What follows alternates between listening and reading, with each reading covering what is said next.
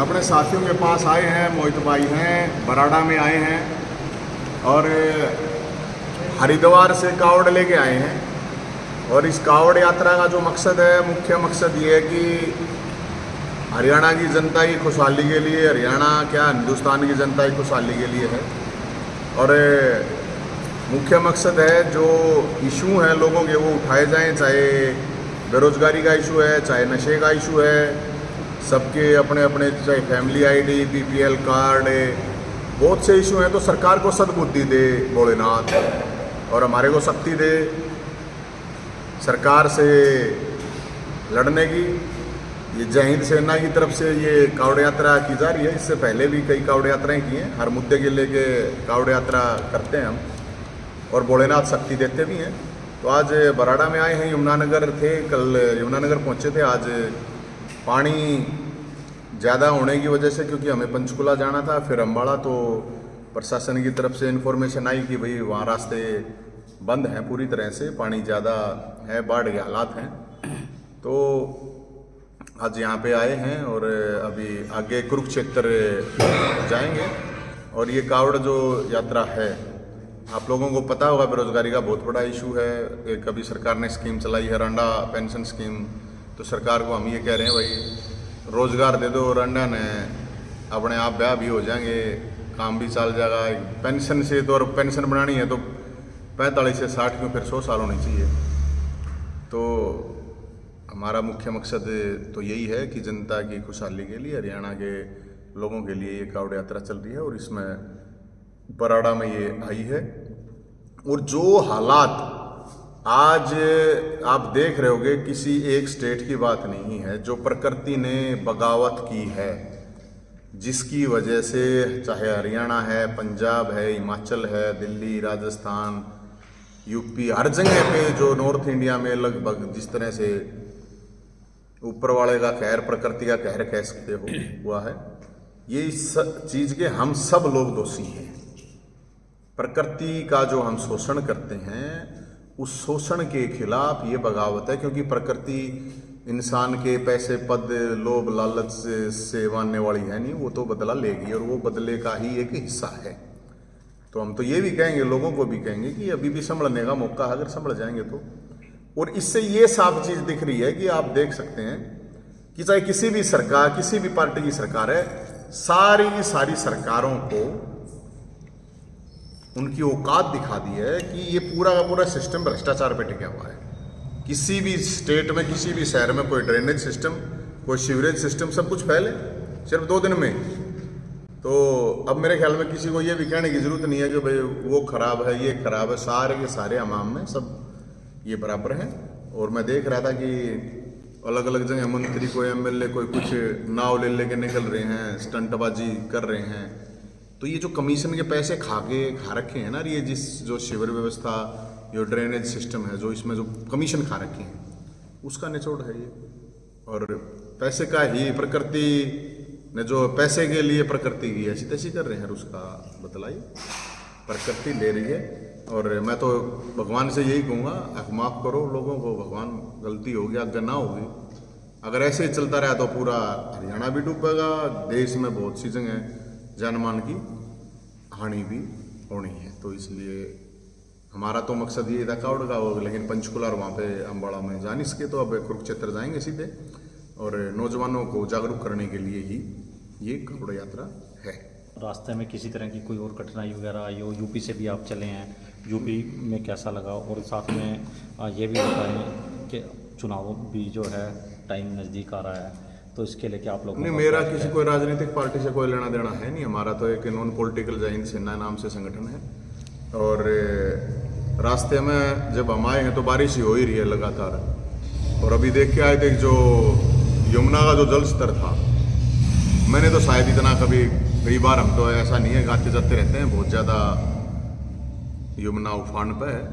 और उसके अलावा मैं अब यमुनानगर से यहाँ तक आया हूँ तो भी रास्ते में कम से कम 20 जगह जो पानी दूसरी साइड से, उस साइड में बहुत स्पीड से मतलब आ रहा है। तो इससे देख के ये तो लग रहा है कि हालात सही नहीं है, नुकसान तो हर तरह का हुआ है।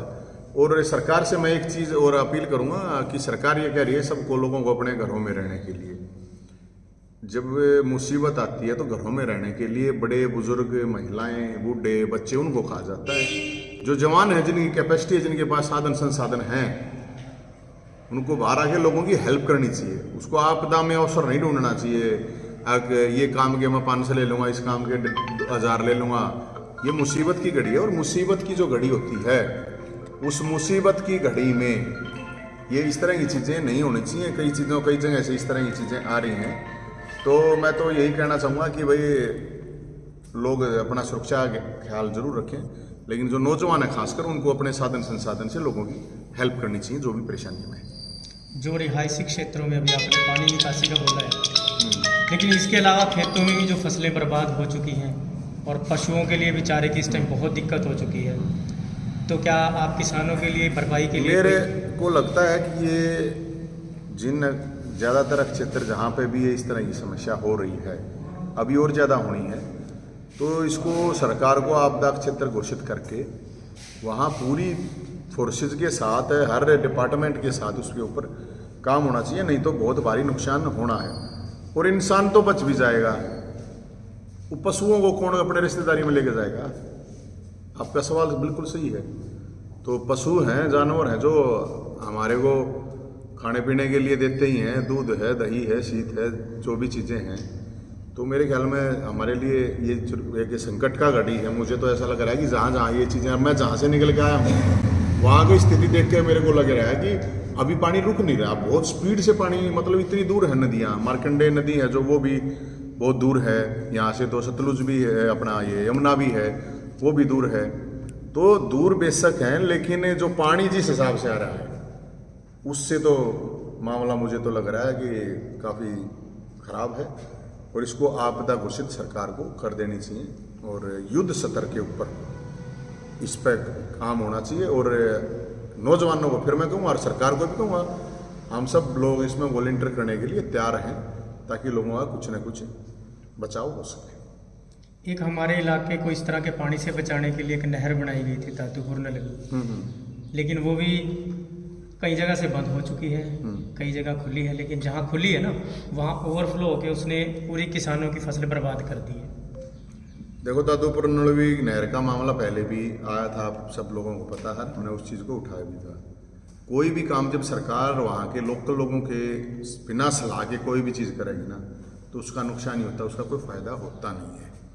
अब बहुत बड़ा एक भ्रष्टाचार है ये, मैं आपको बताता हूँ। ये जितने भी बंद रहती हैं, नहरें हों, नाले हों, कुछ भी मान लो, इनकी सफाइयों के नाम पे ही करोड़ों, कई 100 करोड़ रुपए खा जाते हैं लोग, फॉर्मेलिटीज दिखा देते हैं। लेकिन वो कहीं कोई साफ से, क्योंकि पता है कि ऐसा होता नहीं, नॉर्मल 10-20 साल में कभी होगी तो कौन पूछे। अब कौन पूछा, कौन जाकर उनको नहरों को देखा होगा? भाई कोई नहीं देखेगा ना। तो ये वही है, लोगों ने अतिक्रमण कर रखे हैं। अब मेरे को पता रहता कि अलग अलग जगह, हर मतलब चाहे हिमाचल से कहीं से शुरू हो जाओ, आप वो किसी भी नहर के पास, नदी के पास आ जाओ, अतिक्रमण कर रखा है। और मैंने जैसे पहले कहा, ये प्रकृति पर इंसानी हमला है, लगातार हो रहा था। उस हमले के बदले में ये प्रकृति एक प्राकृतिक बगावत है, जिसके हम सब दोषी हैं। मतलब इंसान तो दोषी जरूर है। अब ये जरूरी नहीं मैं मतलब प्रकृति के उसका दोहन मैंने कर रखा हो, इसका जरूरी थोड़ी है मेरे को ही वो मिलेगा। दूसरे जो लोग, उनको पूरी इंसानी जाति को भुगतना पड़ेगा इस प्राकृतिक बगावत का। और अभी भी समझ जाएंगे तो ठीक है, नहीं तो ये तो आप देखो, जब 2 दिन किसी भी सरकार की औकात नहीं रही, 2 दिन में सारी सरकार, सारी पार्टियों की औकात दिखा दी प्रकृति ने। और ये भी दिखा दिया, इसके जरिए ये भी देखना जरूरी है कि ये दिखा दिया कि हर सरकार का बजट कितना होता है, सीवरेज सिस्टम का, ड्रेनेज सिस्टम का पता करवाओ आप। हजारों करोड़ रुपए खा गए लोग।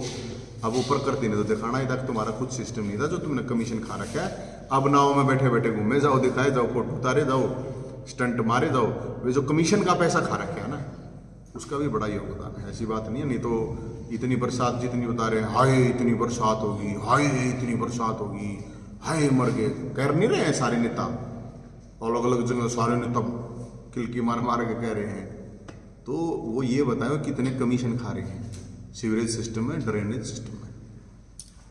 अच्छा, अम्बाला जिला का लगभग सारा ही टोटली हिस्सा पानी से ग्रस्त है, तो डिमांड की जा रही है कि इसे बाढ़ग्रस्त घोषित किया जाए। मैं तो खुद कह रहा हूँ, अभी यही तो कहा मैंने, जहां पे भी अम्बाड़ा ही अकेले की बात नहीं है, अम्बाड़ा हो चाहे यमुनानगर हो चाहे पंचकुला हो, वहां स्थिति खराब है। जहां स्थिति खराब है, चाहे मनुष्य की बात नहीं है, जानवरों की भी बात है। अब ध्यान सब ये कह रहे हैं जान बचाओ, आदमियों की जान बचाओ।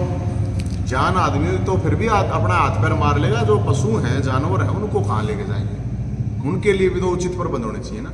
तो आपदा घोषित होनी चाहिए और सरकार को जो जहाँ से हेल्प लेने की जरूरत है, चाहे फौज बुलाने की जरूरत है फौज को बुलाओ, और सैनिक बल बुलाने की जरूरत है सैनिक बल बुलाओ।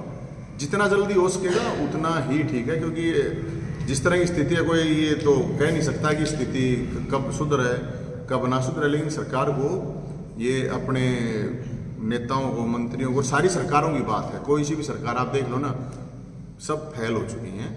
तो अब ये तो जवान लोगों को, जो सरकारें कह रही है मैं तो उनको कहूँगा, अब ये लोगों को तो कह रहे हैं कि घर पे बैठे रहो, निकलो मत। अरे जवान लोग हैं जिनके पास संसाधन है, उनको भी घर पे क्यों बैठा रहे हो?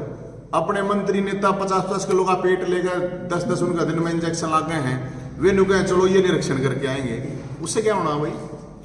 या तो फिर कोई भी मत निकलो, उनसे कुछ नहीं होना है। मेरा तो अपना यही मानना है कि सरकार इसके ऊपर तुरंत एक्शन लेगी, इसको आपदा क्षेत्र घोषित कर दे जहां पे भी ये जान माल की हानि हुई।